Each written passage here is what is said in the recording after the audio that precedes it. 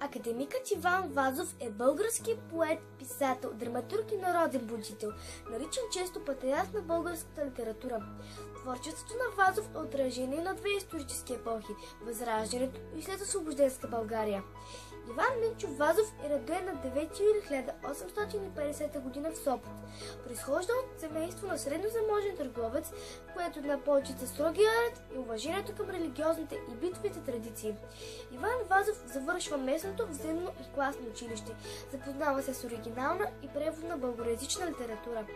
С помощта на учителя Партней Белчев, руски възпитаник, отрано се приобщава и към рускоязичната поезия. През 1865 г. учи гръцки и турски език в Клофърското училище при Ботьо Петков. Там намира богата библиотека от френскоязични и рускоязични книги, които изиграват голяма роля за литературното му развитие.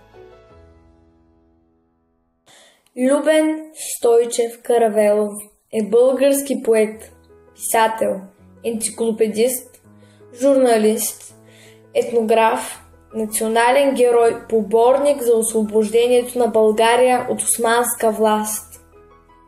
Любен Каравелов е по-големия брат на влиятелния следосвобожденски политик, а именно Петко Каравелов.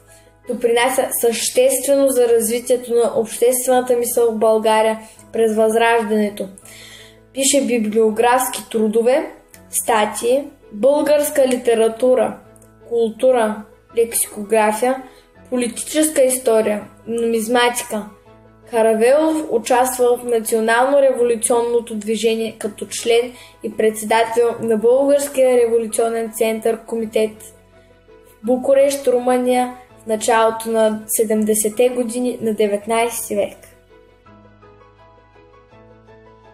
От чувства сме братя ние с тебе и мислим еднакви ние и таим. И вярвам, че светът за нищо ние няма с теб да разказаем. Добро ли сме, зло ли правили, потомството нас ще съди. А сега дай ръка за ръка и напред със стъпки по-твърди.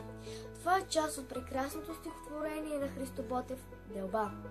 Христо Ботев е роден на 6 януари 1848 г. в Калофер, в семейство на учителя, книжовник и обществен деец Даскал Ботьо Петков. Христо Ботев вероятно е роден в стая на Калоферското училище, в която живеят родителите му. Малко по-късно в Калофер е построено ново училище и семейството наема къщата на Генко Филов, в която Ботев прекарва първите няколко години от живота си.